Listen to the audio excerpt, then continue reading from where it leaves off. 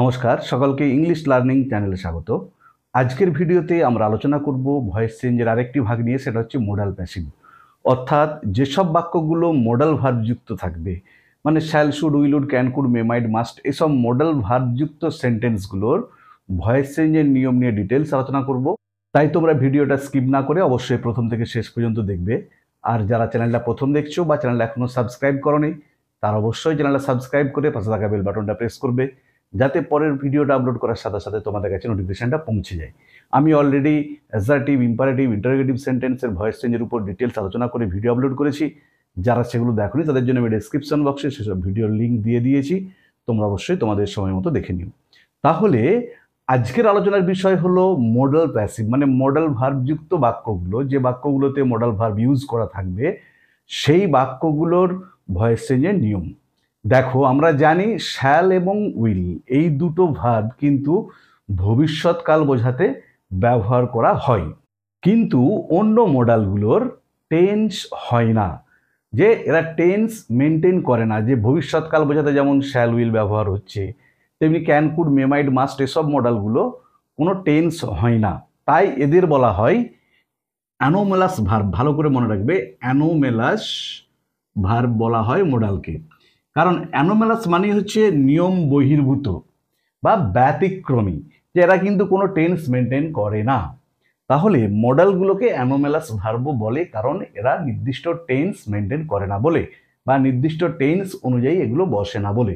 যেমন শ্যাল বা উইলটা ফিউচারের ক্ষেত্রে বসে, কিন্তু অধিকাংশ মডাল সেটা হয় না।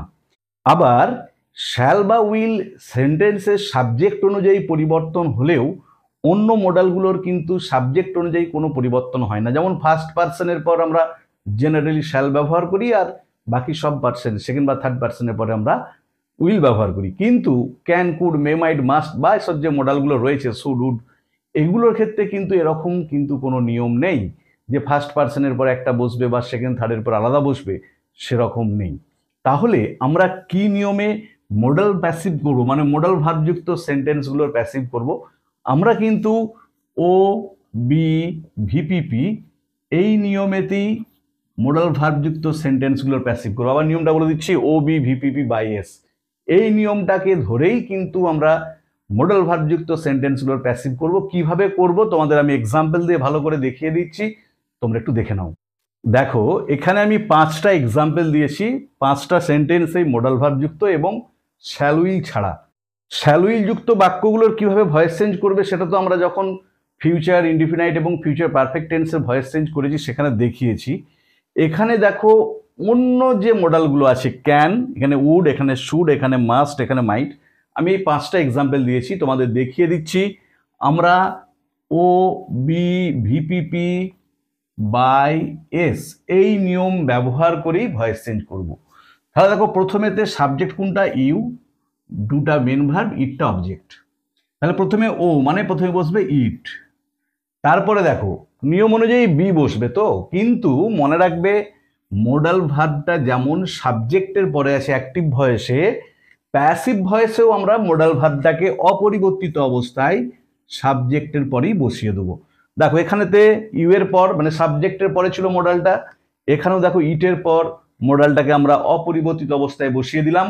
শুধুমাত্র যখন শ্যাল উইল ব্যবহার করব সেক্ষেত্রে দেখতে হবে ফার্স্ট পার্সনের পরে আমরা শ্যাল ব্যবহার করব, বাকি অন্য দুটো পার্সনের ক্ষেত্রে উইল ব্যবহার করব। কিন্তু অন্য মডালগুলো কি বলেছি, সাবজেক্ট যাই হোক না কেন মডালগুলোর কোনো পরিবর্তন হবে না এবং নির্দিষ্ট করে কোনো টেন্স বোঝাবে না, তাই এদের অ্যানোমেলাস ভার্ব বলে। তাহলে অবজেক্ট হলো, মডালটা বসালাম, তারপরে বি।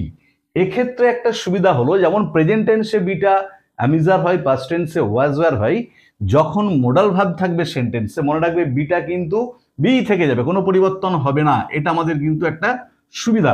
ভাবতে হলো না যে আম বসবে না, ইজ বসবে না, আর বসবে না, ওয়াজ বসবে না, ওয়ার বসবে, কোনো কিছু ভাবার দরকার নেই, জাস্ট বিটাকে বি বসানো হলো।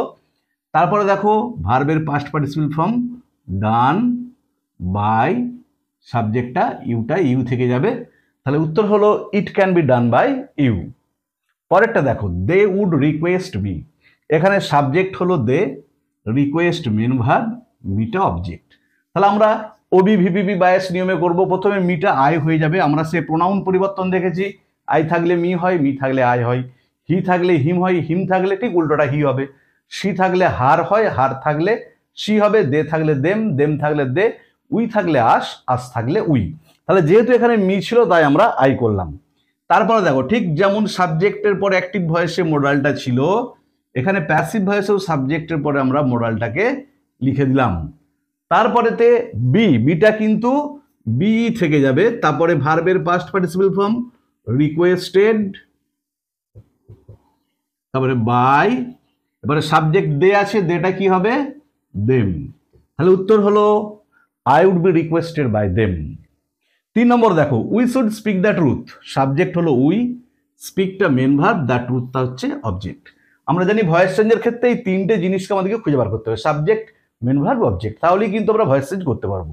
তাহলে প্রথমে তো লিখবো দ্য ট্রুথ, তারপরে দেখো যেমন সাবজেক্টের পরে মোডালটা বসেছিল এখানে তো আমরা প্যাসিভ ভয়েস ও সাবজেক্টের পরে মোডালটাকে লিখলাম।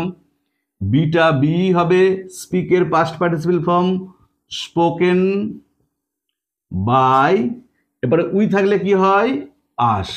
তাহলে উত্তর হলো the truth should be spoken by us. 4 নম্বর দেখো they must leave the place, দেটা সাবজেক্ট, লিভটা ভার্ব, দ্য প্লেসটা অবজেক্ট।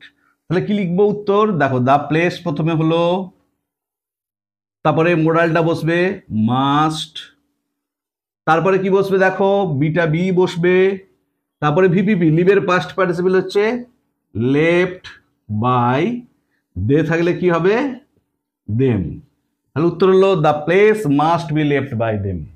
এবারে লাস্ট যেটা এক্সাম্পল দিয়েছি he might use the chance, এখানে হিটা সাবজেক্ট, ইউজটা মেন ভার্ব, দ্য চান্সটা হচ্ছে অবজেক্ট। তাহলে আমরা এটা কিভাবে ভয়েস চেঞ্জ করবো, ওবি ভিপিপি বাই এস এই নিয়মই, প্রথমে দ্য চান্স,